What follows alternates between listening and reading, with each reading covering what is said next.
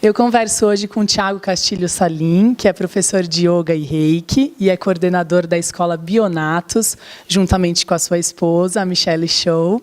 Hoje eu convidei o Thiago para participar aqui do programa Direto ao Ponto para falar sobre dois temas, Yoga e Reiki.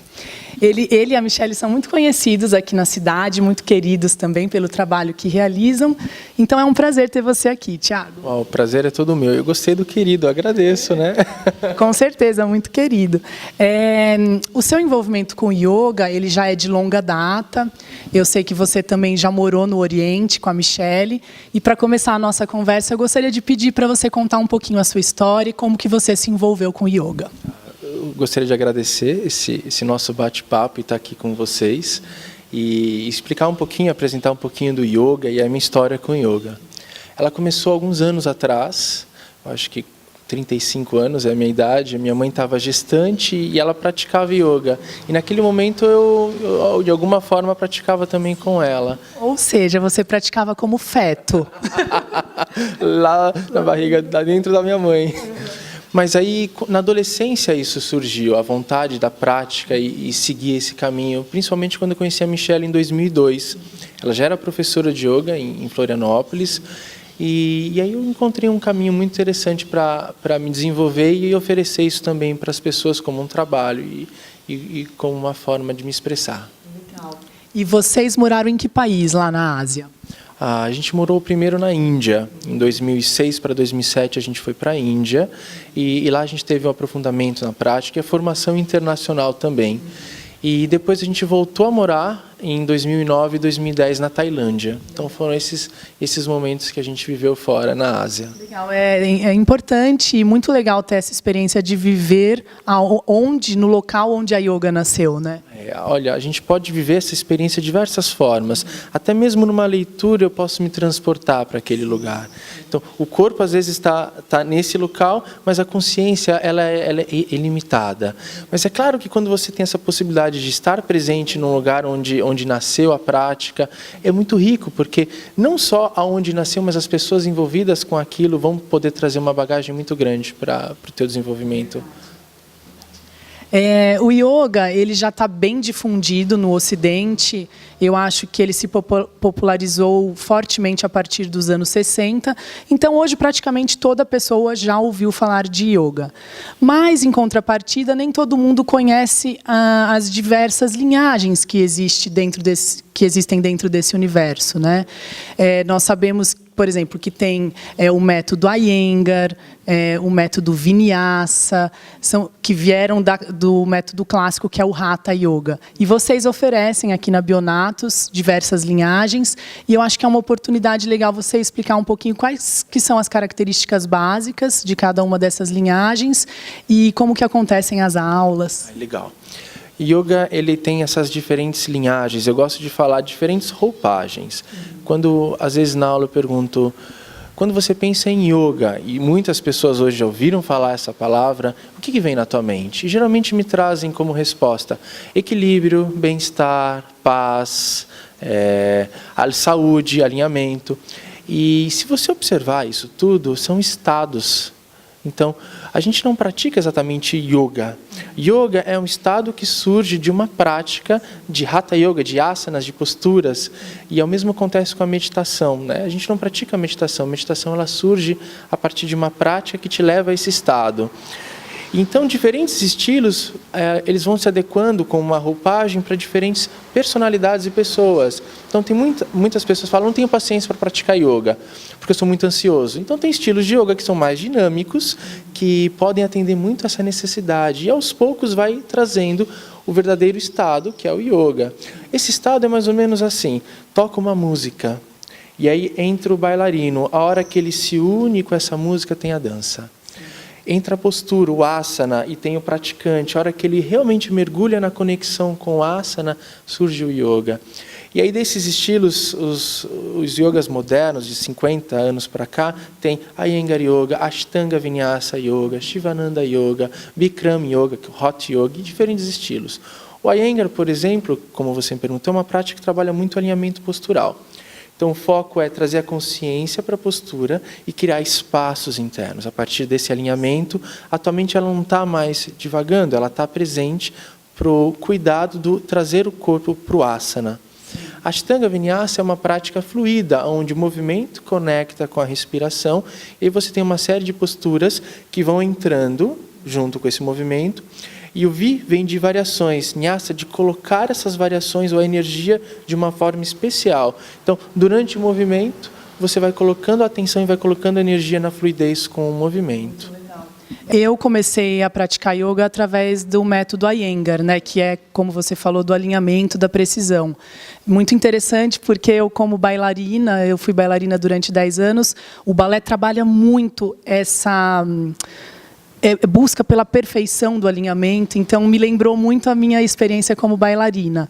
E eu acho interessante essa diferença, porque no Iyengar você entra na postura e permanece 1 minuto, 2 ou 3, mas tem esse elemento da permanência, né? Já no Ashtanga Vinyasa, como você falou, também é mais fluido.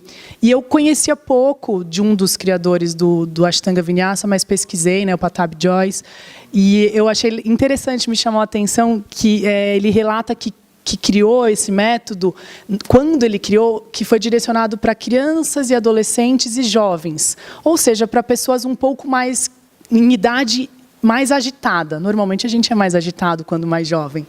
Mas sabemos também que o homem moderno e ocidental é mais agitado que o homem antigo e que o homem oriental. Então, é uma prática que ela cabe bastante no Ocidente atual, né, para pessoas que normalmente são mais agitadas, mais extrovertidas e gostam, preferem praticar algo que exija mais no sentido de talvez força ou que entretenha mais, né? Ambos trabalham, são muito parecidos, né? Ambos são yoga, mas como o Ashtanga Vinyasa ou a prática, a gente não trabalha exatamente o Ashtanga Vinyasa, a gente oferece o Vinyasa Flow, que é uma prática fluida, que é baseada também nesses métodos. Como ela é mais dinâmica, quando você tem um nível de ansiedade interno, é legal você trazer esse dinamismo e aos poucos ambos vão se equilibrando e isso vai trazendo para um estado do yoga, né? E nada impede que uma pessoa que se considera um pouco mais agitada entre no yoga pelas portas do Ashtanga Vinyasa e depois, adquirindo mais maturidade, vá para uma prática mais clássica do Hatha, onde ela vai conseguir dominar a permanência, né? E na verdade as pessoas se surpreendem, porque muita gente fala, eu sou muito agitado para praticar yoga. E a hora que pratica, fala, poxa, não era o que eu esperava, eu sou mais calmo do que eu imagino. Então, a prática de yoga também te coloca muito em conexão com você para descobrir um dos maiores questões, né, que a gente vem para cá e se pergunta, quem sou eu? A gente tem uma série de atributos que são colocados para nós, e teve uma semana passada uma pessoa falou, eu sou muito ansiosa. Eu falei, e quem é aí dentro que consegue perceber essa ansiosa? Ela parou, ficou refletindo sobre, ela percebeu que existe uma parte dela que é ansiosa, mas tinha uma parte dela que percebia a ansiedade. E ela percebeu que a ansiedade era uma identificação que ela tinha, que na verdade ela é aquela que percebe a ansiedade. E a hora que você acessa isso, algumas coisas começam a mudar. Tiago, além das aulas, vocês também realizam palestras, cursos rápidos e também os chamados satsangas, né, que quer dizer em boa companhia, né, são encontros com os amigos para discutir ideias, debater ideias. E agora vocês vão na semana que vem, será na sexta-feira, dia 11 de novembro, às 20 horas, vão promover uma palestra aqui com o Swami Onkarananda, que é um indiano, né, que ele vive lá em Rishikesh, que é uma pequena cidade nas margens do rio Ganges, e ele estará aqui para debater ideias com os alunos ou até com amigos de alunos, né? Eu queria que você falasse um pouquinho sobre o que ele vai trazer para nós. O Swami Onkarananda é uma pessoa muito incrível, é um amigo querido, ele chegou no mês passado, ele falou... ele veio até em casa, foi almoçar em casa e falou, eu vim para visitar o seu filho. Meu filhinho nasceu, tem 3 meses, e ele foi super doce com a gente, com a família, e traz sempre, estar com ele é sempre muitos aprendizados. E ele vai trazer um bate-papo para trazer algumas questões, algumas dúvidas que surgem dentro da prática do yoga, mas questões do eu também, do desenvolvimento do eu.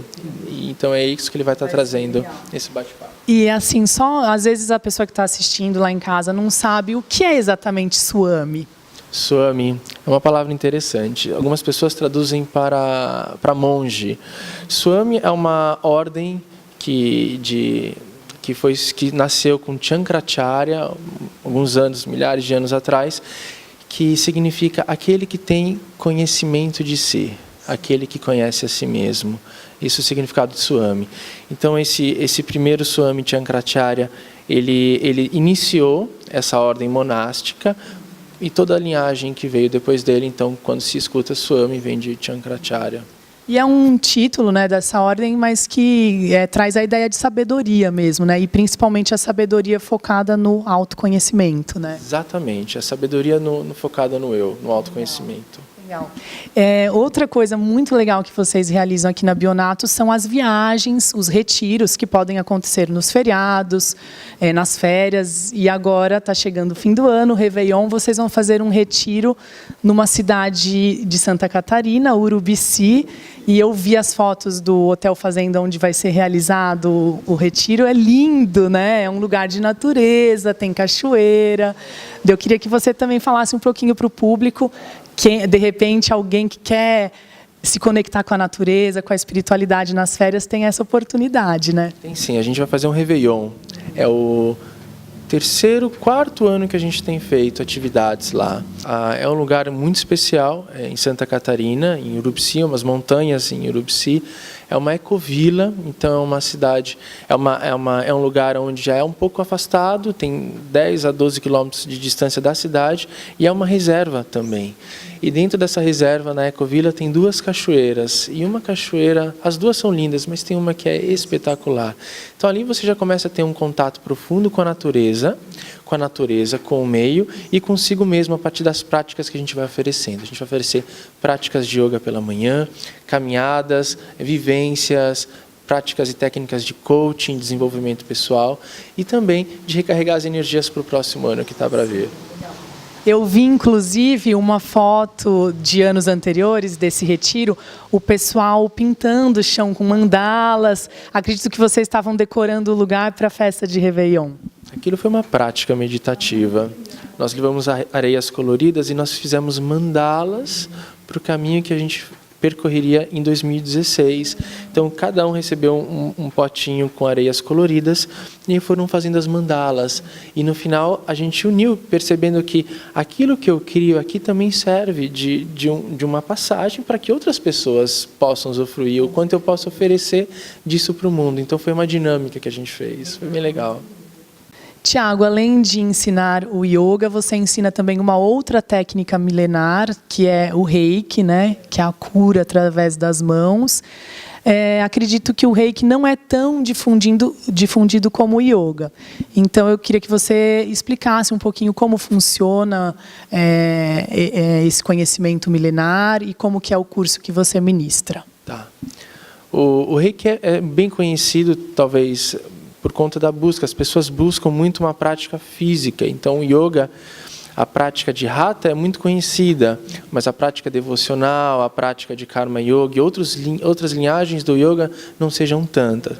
Mas está aí também, disponível. O Reiki é algo que todos nós temos, né? Quando você está com uma dorzinha de barriga, instintivamente nós levamos as mãos e para colher energia, para concentrar ali, é algo que a nossa natureza sabe.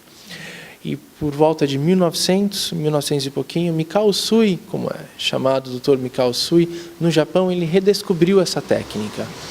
Ele teve alguns questionamentos e perguntou assim, como que Buda e Jesus e outros seres curavam através das mãos? Ele subiu numa montanha e meditou, jejuando por alguns dias. E no último dia, quando ele já tinha, ok, se eu receber as respostas, tudo bem, se eu não receber, ele se entregou, ele deixou ir aquela atenção de querer entender o porquê e naturalmente aquilo surgiu. Ele teve o que é chamado de iniciação, ele recebeu como seria essa aplicação de Reiki. E aí depois ele começou a passar para o mundo inteiro e chegou até o Ocidente, aqui com a gente através de Hawaii Takata, que é uma havaiana. Eu conheci o Reiki quando era menino. Minha mãe tinha feito o curso e às vezes eu estava com dor de cabeça, eu estava cansado, algo assim. Eu falava, mãe, faz aquela coisa gostosa com as mãos. E ela só colocava as mãozinhas dentro de uma sequência e eu me sentia super bem. Eu estava viajando em 98 na Chapada dos Veadeiros e lá eu vi um folheto escrito curso de Reiki. Ia ser num sábado e no domingo. Eu falei, eu estou passeando, eu vou perder meu sábado e domingo, eu não vou fazer. E aí os amigos, familiares e minha mãe estavam na hora e falaram, não, Thiago, faz que é muito bom. Fiz e se tornou inclusive a pessoa, a minha mestra em Reiki, é onde a gente vai fazer o retiro de Réveillon.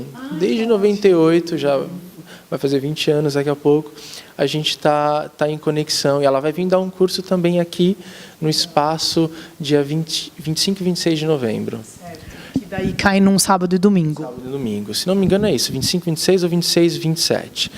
E dali em diante, de 98 para cá, eu comecei a ensinar o Reiki. E o que é esse Reiki? O que é? Reiki. O Rei, ele refere-se a uma energia cósmica, uma energia universal. E o Ki é a força da vida, uma força vital. Tudo tem força, né? Tudo tem vida. Se você olhar algumas, uma frequência vibracional maior, outras menores, mas tudo é energia.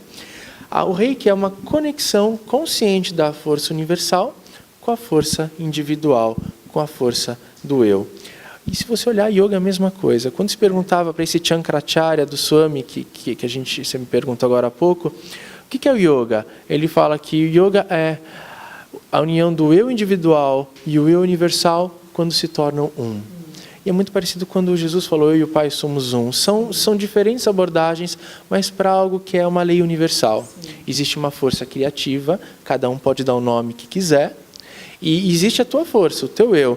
Quando você se conecta com essa fonte que te nutre, você começa a transmitir algumas energias, né? ou trazer ou canalizar essas energias. E o Dr. Usui usava esse nome como Reiki, é a forma que ele usou.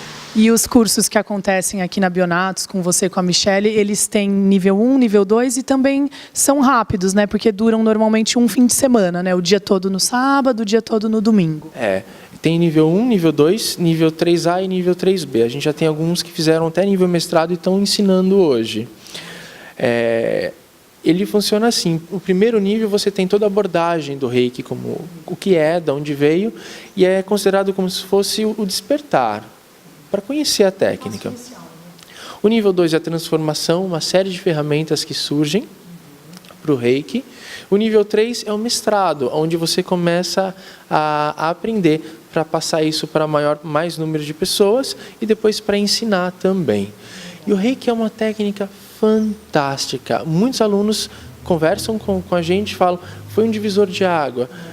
Foi um divisor de água, porque o que mais mudou foi uma compreensão do eu, uma compreensão de si, de alguns aspectos e questões que às vezes surgiam, e eles começaram a entender, a ter melhores respostas para aquilo. Sim. E os orientais sempre são muito poéticos, né? E tem uma simbologia muito bonita, né? E até eu estava lendo o material que você me emprestou, uma espécie de introdução ao Reiki, e tem dois simbolismos ali que eu achei muito bonito, né? Que a cor do Reiki é verde e que o elemento dele na natureza é o bambu. Inclusive nós estamos aqui nesse cenário repleto de bambu, esse cenário lindo que é a Escola Bionatos. Então eu queria que você falasse desses dois simbolismos, da cor verde e do elemento bambu. O verde ele tem existem cores que indicam algumas coisas, né? Existem cores de aposematismo, que são cores de advertência. Quando você vê a cor amarela ou cor vermelha na natureza, ou o animal ele é peçonhento, ou o alimento, como um cogumelo, pode ser venenoso. Então são cores alertas. E a cor verde dentro da natureza, ela simboliza a cura. Ela simboliza a calma, o equilíbrio. Então, por isso o Reiki trouxe. E outra cor que também é do Reiki é o rosa, que o Reiki também é sinônimo de amor, é uma energia amorosa. E o bambu vem como um elemento, porque ele é oco por dentro, tem os nós como se fossem o símbolo dos chakras, centros de energia que a gente tem no corpo, hoje muito conhecido, né? E ele sendo oco é uma forma de canalizar essa energia. E o mais interessante é que ele é flexível e tem um ditado que diz: ser despreocupado, mas atento, alegre, mas calmo, forte, mas flexível como um bambu. Por isso leva esse termo também. É um elemento muito bonito, se dobra ao vento, né? Se curva ao vento, numa espécie de simbolismo para a pessoa. Para a gente deve se curvar à vida, né? A gente deve aceitar o que a vida nos oferece. O princípio da aceitação, né? A gente flexível, a gente passa mais fácil pela vida, né?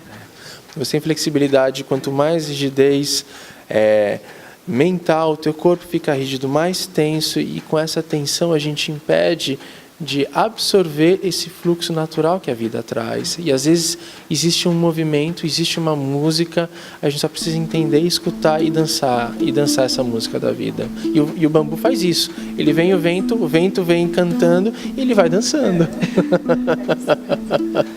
E com essa mensagem linda que o Thiago nos passa, eu agradeço a presença dele aqui no Direto ao Ponto. Como eu já citei, nesse cenário super bonito que é a Escola Bionatos, a gente está tendo uma chuva e uma chuva de flores também aqui, né, Thiago? Que vocês têm essa árvore linda com florzinhas lilazes e ela ficou caindo aqui o tempo todo. Sabe uma coisa interessante? O Reiki, ele tem um ideograma. E esse ideograma, que vem do kanji, ele significa chuva de bênçãos. Nós estamos tendo aqui duas. Obrigada, querido, por participar do Direto ao Ponto. Foi um imenso prazer conversar com você. Olha, eu que super agradeço estar com você, estar aqui também no teu programa e com todo mundo em casa.